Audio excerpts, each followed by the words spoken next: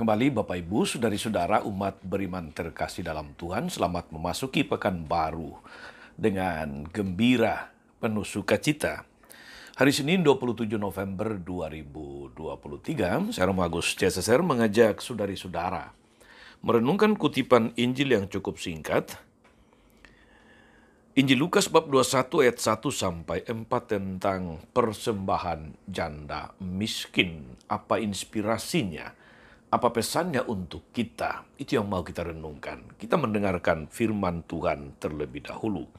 Dalam nama Bapa dan Putera dan Roh Kudus. Amin. Di bait Allah tatkala mengangkat muka, Yesus melihat orang-orang kaya memasukkan persembahan mereka ke dalam peti persembahan. Ia melihat juga seorang janda miskin memasukkan 2 peser ke dalam peti itu. Maka Yesus berkata, "Aku berkata kepadamu, sesungguhnya janda miskin ini memberi lebih banyak daripada semua orang itu. Sebab mereka semua memberikan persembahannya dari kelimpahannya. Tapi janda ini memberikan dari kekurangannya. Bahkan ia memberikan seluruh nafkahnya." Demikianlah sabda Tuhan. Bapak Ibu saudari-saudara umat beriman terkasih dalam Tuhan kita Yesus Kristus, memberi atau mempersembahkan sesuatu itu adalah hal yang biasa kita lakukan. Baik dalam hidup harian, hidup bersama, hidup bertetangga, tapi juga di dalam hidup sebagai orang beriman. Dalam setiap ibadah, dalam setiap perayaan Ekaristi, kita mempersembahkan sesuatu untuk kepentingan gereja dan seluruh reksa pastoral gereja. Saudari dan saudara terkasih dalam Tuhan, salah satu pertanyaan di balik pemberian adalah, apa motivasinya? Apa yang memotivasi seseorang untuk berbagi, untuk memberi, untuk mempersembahkan sesuatu? Maka ungkapan seperti ada udang di balik batu, atau jangan sampai tangan kiri tahu apa yang diberikan oleh tangan kanan, menunjukkan bahwa pemberian itu, bahwa pemberian yang baik memang semestinya lahir dari hati yang tulus, lahir dari ketulusan hati. Tetapi Injil hari ini saudara-saudari, Injil tentang persembahan janda miskin yang dipuji oleh Yesus, menunjukkan kepada kita bahwa ketulusan hati saja tidak cukup. Yesus mengemukakan kepada kita hari ini untuk menghidupi satu keutamaan lain, yaitu totalitas, tuntas, penuh. Di antara orang-orang yang memasukkan persembahan di bait Allah, kontrasnya ditunjukkan dengan mengatakan ada banyak orang kaya memasukkan persembahannya di peti persembahan, dikontraskan dengan janda miskin. Pasti ada banyak orang yang tulus mempersembahkan, termasuk orang-orang kaya tadi. Atau mungkin sebagian besar tulus memberi, tulus mempersembahkan. Tetapi berapa banyak yang memberi seluruh nafkahnya, total? Berapa banyak yang berhitung dulu kira-kira berapa banyak yang bisa diberikan tanpa mengganggu keuangan keluarga?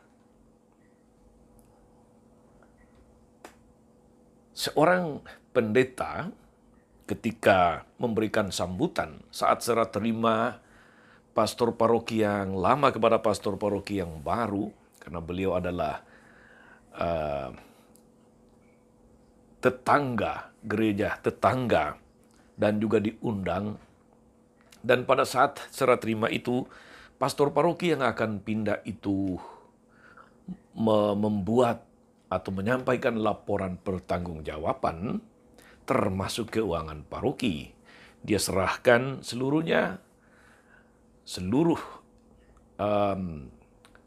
harta kekayaan gereja termasuk keuangannya kepada pastor paroki yang baru dengan sangat detail.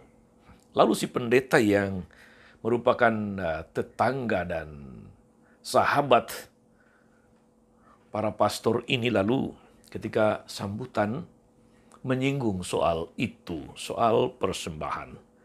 Beliau katakan demikian, bahwa pastor jangan heran umat kita itu kalau hari Minggu ke gereja, mereka mampir dulu ke kios, mampir dulu ke warung untuk belanja. Apakah yang mereka belanjakan sungguh diperlukan, itu soal lain, kata pendeta tadi. Tapi yang jelas adalah supaya nanti saat waktunya persembahan, memberikan kolekte di gereja, ada uang kecil untuk kolekte, untuk persembahannya.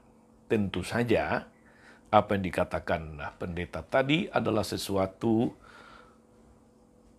yang bersifat candaan meskipun datang dari pengalaman yang nyata. Tapi itu bisa menunjukkan kepada kita, saudari-saudara, soal persembahan memang kadang-kadang kita berhitung.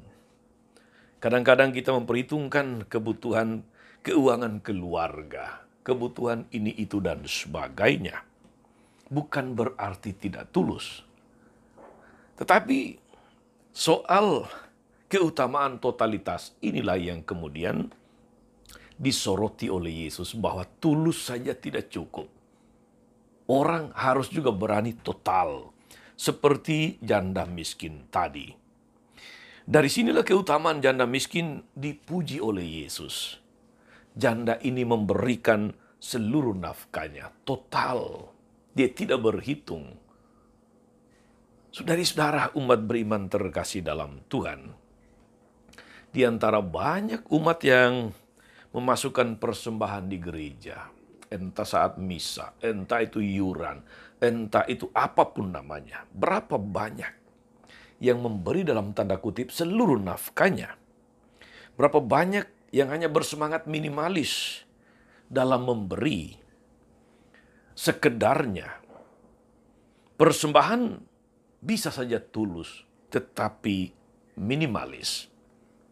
Tentu saja kita tetap harus memperhitungkan, saudari-saudara, kebutuhan keluarga setiap hari supaya jangan sampai terbengkalai. Tetapi bukankah persembahan kepada Allah bukan hanya soal uang, bukan hanya soal materi? Dengan cara dan pilihan kita masing-masing, apakah kita sudah memberi persembahan yang tulus dan total kepada Allah? Saudari-saudaraku, umat beriman terkasih dalam Tuhan, life is giving. Hidup itu adalah memberi. Kita bisa menjadi, itu bisa menjadi moto hidup kita, moto di dalam memberikan persembahan. Hidup adalah memberi. Ini cara hidup yang ditawarkan oleh Yesus kepada umatnya. Bahwa pemberian yang tulus itu baik, tetapi tidak cukup. Dia harus menjadi total. Tuhan telah memberikan kepada kita contoh. Dia memberikan hidupnya total. Dia tidak berhitung, dia tidak minimalis. Dia menyelamatkan kita, mempersembahkan seluruh hidupnya supaya kita selamat.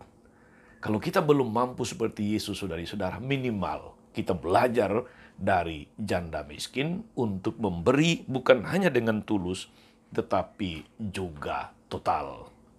Selamat beraktivitas, jangan lupa berbuat baik, jangan lupa memberi, jangan lupa mempersembahkan. Tuhan Yesus memberkati. Amin. Tuhan Yesus Kristus, kami bersyukur karena Engkau mengingatkan kami, menasihati kami agar kami memberi bukan hanya dengan tulus hati, tapi juga dengan totalitas. Jauhkan kami dari semangat cinta diri, agar setiap langkah hidup kami selalu menjadi persembahan yang indah bagimu. Kaulah Tuhan dan pengantara kami sepanjang segala masa. Amin. Saudari dan saudara sekalian, berkat Allah turun atas saudari-saudara. Atas mereka yang kita doakan atau kita janjikan doa, mereka yang sakit dan menderita. Segala rencana, karya dan aktivitas sepanjang hari ini, Bapa, Putra, dan Roh Kudus. Amin. Tetap sehat, teruslah menjadi berkat. Jangan lupa like, subscribe, nyalakan lonceng notifikasinya. Salam 52, Tuhan memberkati.